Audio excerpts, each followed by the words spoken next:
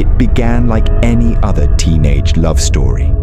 Two young souls, brought together through the discipline and honor of Army Cadets, Logan MacPhail and Holly Newton. In the beginning, it was innocent, hopeful, unbreakable. But when their young love shattered, something far darker took its place. One couldn't move on. Obsession grew. Harassment followed.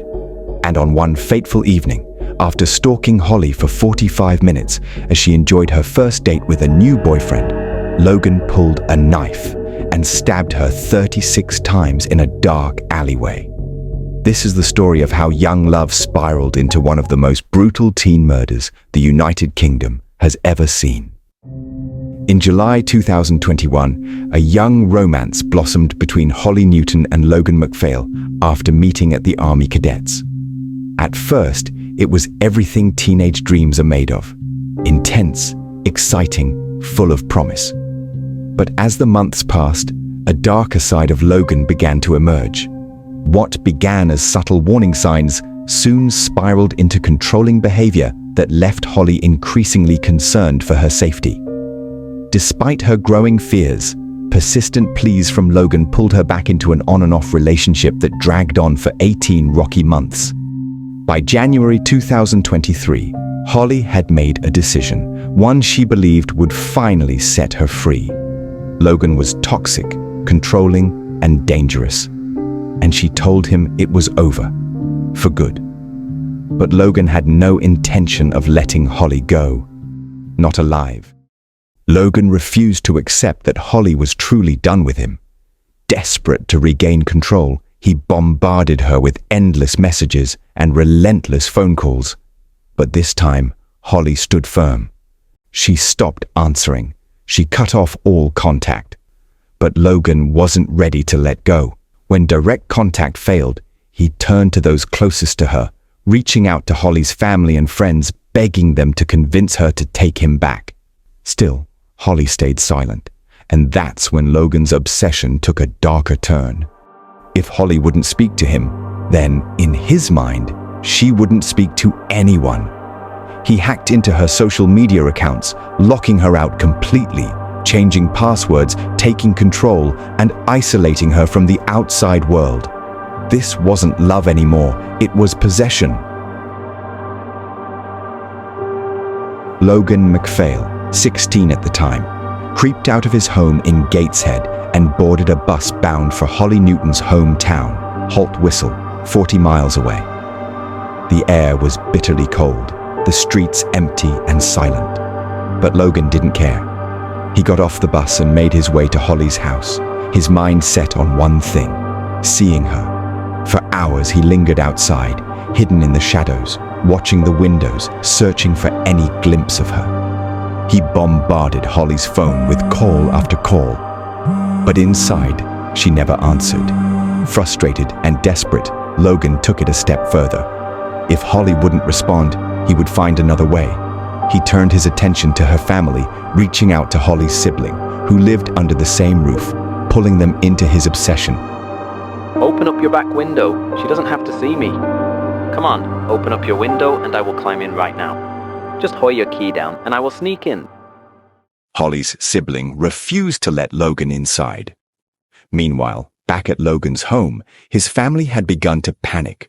Realizing he was missing, they contacted the police to report him as a missing person. Officers quickly located Logan, wandering the streets near Holly's house in the freezing night. When questioned, he gave a simple excuse. He claimed he was just there to collect a games console he had left behind. Taking him at his word, the police drove Logan back home. But what they didn't realize was that Logan's obsession was only getting more evil.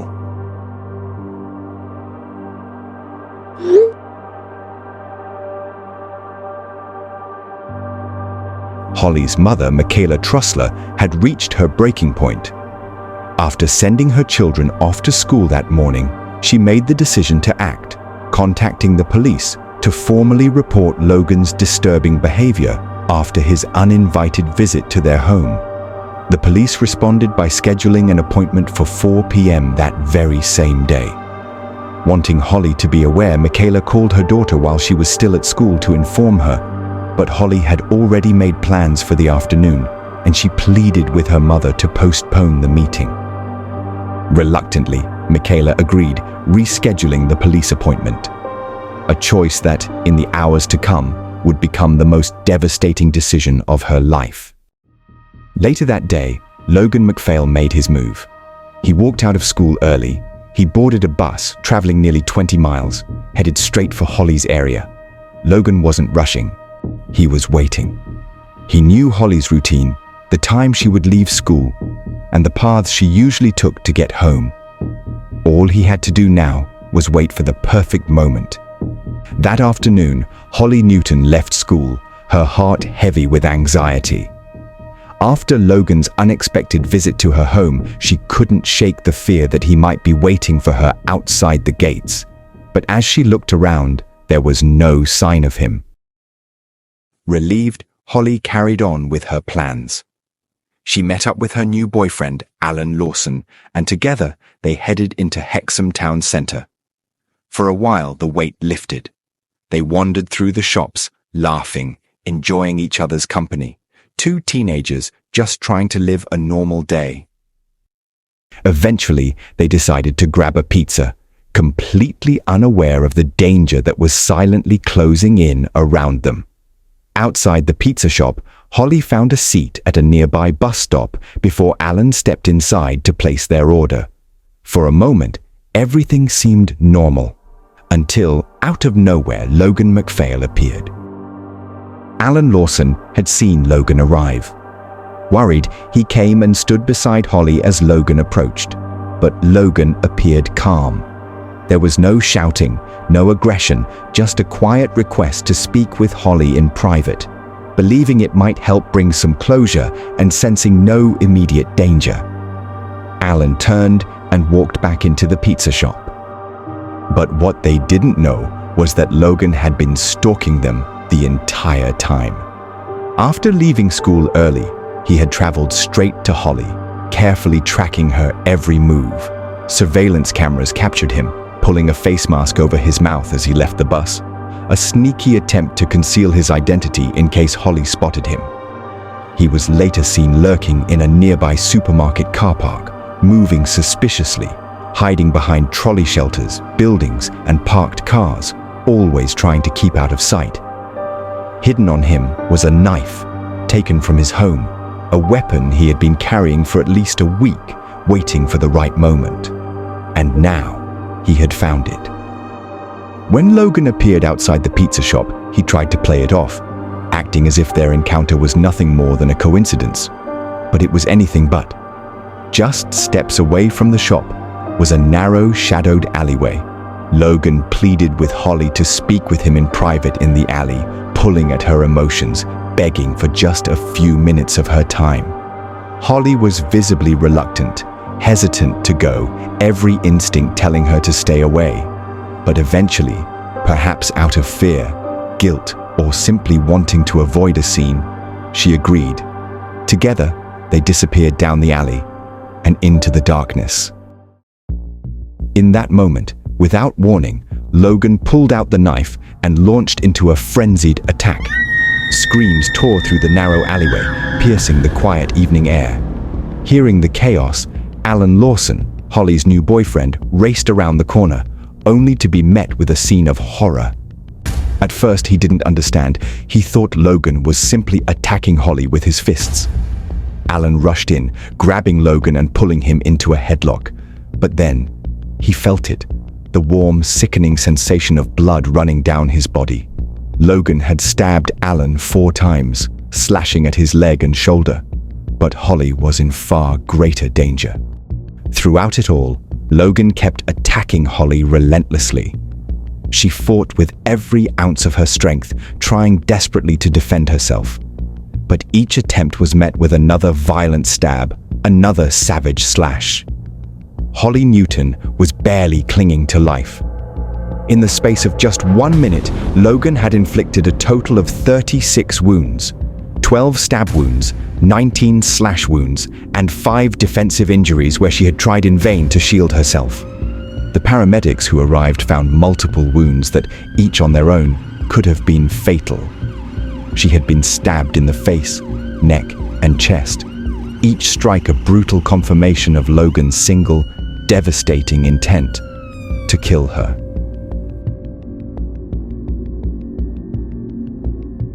After the brutal attack, Logan MacPhail didn't get far. Members of the public, horrified by what they had witnessed, acted quickly, detaining him at the scene. They held him there until police arrived moments later. Logan was arrested. Right, put your hands behind your back. Right, you're under arrest on suspicion of an assault. You do not have to say anything with me on your defence if you do not mention when questioned something that you later rely on in court.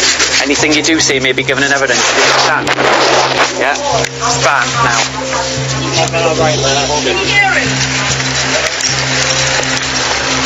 Where? In the alleyway. By the way, do you want my card on the floor right there on the floor? Have you got anything in your pockets? My phone.